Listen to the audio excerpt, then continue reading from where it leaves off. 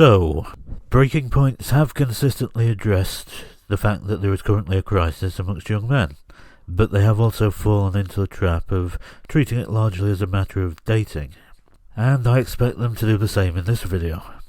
Something we keep a close eye on here is the crisis of young men in the US. It's probably one of the most charged topics that we discuss, inevitably draws quite a bit of few toxic people in the discourse on all sides. Poisoning the well immediately, they are very self-righteous at the Breaking Points. They see themselves as being very different from the mainstream media, when really they're not. And they are just very rich professional journalists who've been in professional journalism, in both of their cases, for a very, very long time. So, immediate denunciations for anyone who might disagree with them. But my biggest problem with the state of mainstream discourse is conflating toxicity with the idea that we don't have a serious problem. That's him, that's Sagar. No one's forcing him to accuse people of being toxic for talking about this issue. It's him that's doing that. A stunning trove of new data from the Pew Research Group highlights just how big of a problem we have, one that soon could reach a total point of no return. The first is the rate of single young men versus single young women. 63% of young men today between the ages of 18 to 29 report being single. That is compared to 34% of young women. Yeah, dating is the only thing that these people want to talk about. Why not just focus on the things that actually cause those dating problems? Economic issues primarily. But it did say at the side there that they're going to talk about the college issues, so maybe they actually will cover that. It's very simple. Most of those younger women who aren't single are dating older men. I'm actually not sure this is true. It certainly doesn't show up in the research that he's citing here. And men are more likely to be single in the next age group up as well, and the one above that.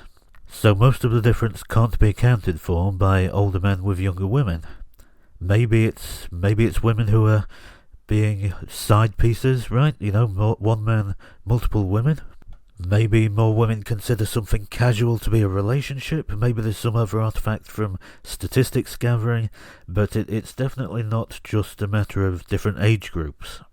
Why? Well, they report stability of older men who are able to provide for them financially. Ergo, it's not necessarily that women want to date older men, it's that economically, younger men simply aren't able to attain the baseline necessary for women to want to partner with them.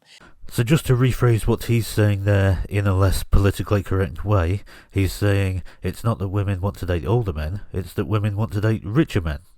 And personally, I don't know which if either of those is correct. Maybe both. Very possibly both. This isn't exactly popular to say, but it is now unambiguously true. The wage gap that Lehman feminists insisted was the biggest problem in our society in the 2010s, that's basically dead. For those between the ages of 34 and below, the wage gap stands at some $43 per week. This is pretty old research. This is from like a decade ago. This is not, the wage gap. The wage gap was a big issue in the 2010s when the feminists were talking about it, but now it's just not anymore. No, this is something that was true then just as it is now. Women just have a majority of the economic advantages. They have the benefits in education and employment and so forth, and so you end up with women making more money. Well, if we're talking about dating, then most of the financial pressure is still left on men despite that, of paying for dates, housing, whatever else. We have now reached effective wage parity. Actually, in many U.S. cities, young women actually out-earn young men. In fact, the research shows that it's not just in many American cities, but it's in American cities as a whole. It's in average American cities. It's also in Britain, by the way. The government statistics show the same thing. Amongst people who are young and have never been married or had children, there's a wage gap in favour of women. It all goes back to college. Women now outnumber men in the U.S. college-educated workforce. Again, why is this bad? Again, this is nothing new. Amongst young people, at least, women have outnumbered men in university education for a long time, and in people who have already had a university education for already decades. There are people going to university today whose grandparents went to university after women came to dominate the student body. Well, because higher wage jobs in our society are structured around having a bachelor's degree. A gender imbalance in graduates means a gender imbalance in wages, and in a decade, we are actually going to have the opposite wage gap in the United States. Again, Sargar's failure to do basic research, not in a decade, but rather a decade ago. Of course, it's never going to show up in the general population outside of young people and those who don't yet have children or marriages, because women are given the option to not work in those situations. Women get the paid parental leave. Women get their partners working to earn the money so that they can stay at home. That's a matter of social convention. And it means that the wage gap in favour of women manifesting amongst young people will never ever extrapolate up to 40 or 50-year-olds. Wages, as we can see now, are directly tied to the dating market, where we have two pernicious things at play. Number one, wages aside, many college-educated women simply do not want to date someone who doesn't have a college degree. This sounds pretentious and snooty, but you can somewhat sympathize. I cannot sympathise, actually, no. But also, there's zero reason to believe that what Sargar is saying, again, because the reality is that there's a correlation with income. For men, being in a relationship tends to correlate with having money. But there's no real correlation, apart from that, with university education. You're a lot better off being poor or you're a lot better off being rich and ignorant than you are being poor and well educated. Number two, college is also a good proxy for whether you make decent money. So many women simply aren't culturally or economically interested in working class men. You know, he's just about willing to say this, but he's not actually willing to present it as really being a problem. I've seen plenty of feminists talk about how men not doing enough housework or whatever is a problem. It's always a value judgment. But any criticism about women's dating preferences, say, has to always be focused on the fact that it's the men who are the problem and not the women.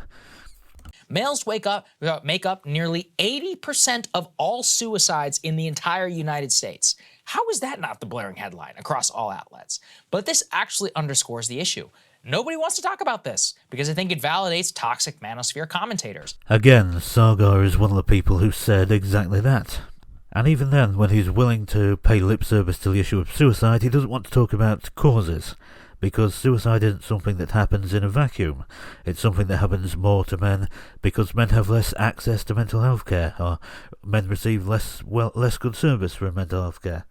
Men also are more likely to be falsely accused of crimes, which tightly correlates with being driven to suicide. Men are also more harshly impacted by relationship breakdown, by divorce, alimony, child custody issues. And again, that's very much something that can cause suicide and causes statistically an increase in suicide. And then they go on to talk about some economic issues, but things like home ownership becoming further out of reach for normal people, those mostly affect men, and they don't treat any of this as a men's issue, just as a general economic issue. And that's the problem with breaking points. They're willing to admit that men's issues exist, at least sometimes, but they're not willing to actually look at them as issues that mainly or entirely affect men. Even when something like loneliness overwhelmingly affects men, their attitude is always just that this is a thing that happens, and there isn't really a specific remedy for it, even when there very much is. By just making sure that men have equality in the education system and other economically important areas. And most importantly, they are never willing to even begin to criticise women or the feminist movement. That's just something that they can't bring themselves to contemplate. And that's breaking points. Sometimes willing to recognise reality, but on the whole, pretty sort of close-minded and not very original. Just empty-headed takes and reluctance to accept anything that could be controversial.